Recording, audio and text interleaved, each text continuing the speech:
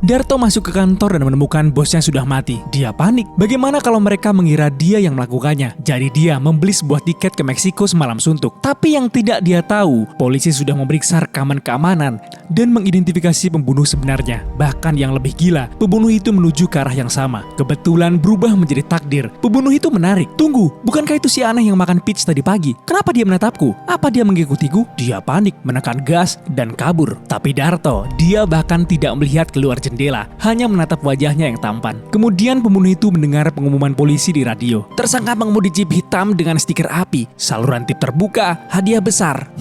Sepertinya tidak bisa mengemudi mobil ini lagi. Jadi dia menepi dan pergi. Sementara itu, Darto hanya merebahkan kursinya untuk tidur siang. Tetapi sang sopir berkata, akhirnya ternyata orang yang menjual tiket itu menipunya. Dia menukar jam tangan desainer dengan tiket bus setengah jalan. Sopir berkata, cukup naik ke jalan raya, lewati pegunungan, tunggu sungai, lintasi 2 desa, lalu boom, Meksiko. Kemudian dia mendorongnya keluar dari bus. Darto berjalan keliling perbukitan sepanjang malam. Dia hanya berjalan menuju Meksiko, tetapi kemudian dia berbalik. Itu adalah jeep yang sama yang dicuri oleh pembunuh itu. Bukan karena Darto tahu itu, dia mencabut kabel untuk menghubungkannya. Lalu melihat kunci hanya tergeletak di sana. Darto mengendarainya menuju motel di kota kecil. Dengan menutupi wajahnya sebagian, tamu hotel menyuruhnya untuk mendaftar. Darto berhenti sejenak, lalu menulis nama palsunya. Pria itu melihatnya, Bartolomeo Peklektik Junior. Ya, dia mencurigainya. Kemudian matanya beralih ke sebuah koran. Koran itu mengatakan pembunuh jeep api masih buron. Dia bertanya, itu mobilmu di luar? Darto terkejut. Apa? Kamu kira itu mobilmu? Pria itu tidak bisa memaksa, hanya menyerahkan kunci. Lalu mengangkat telepon untuk menelpon polisi. Begitu Darto selesai mandi, dia dengan santai melirik koran dan hampir gila. Saya baru saja mengambil mobil itu pagi ini. Dan mereka sudah menjalankan cerita itu tadi malam. Tiba-tiba suara ketukan terdengar.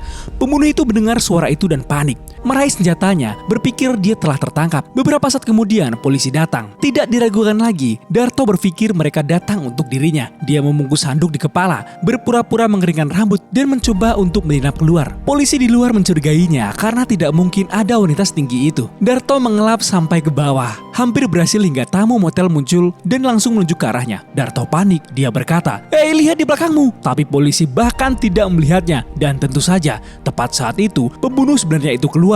Melihat Darto menunjuk langsung ke arahnya, dia menarik senjata dan mulai menembak polisi. Darto tidak menunggu, dia berlari. Mendengar tembakan, dia yakin polisi menembaknya. Jadi dia bergerak zigzag dengan gila dan melompat langsung ke dalam parit. Darto berlari ke rel kereta tepat saat kereta lewat. Dia mencoba menumpang, melompat, terjatuh, terbalik, dan terpelanting langsung dari kereta. Darto yang noob.